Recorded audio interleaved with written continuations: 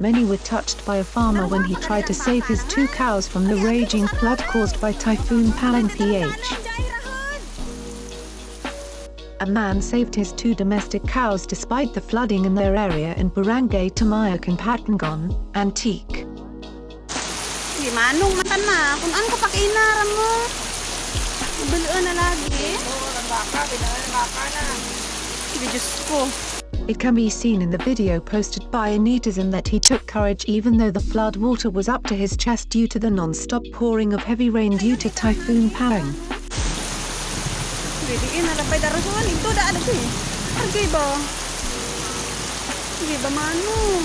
It can also be seen that it was not easy for the man to save his cows because they were even washed away by the raging flood waters.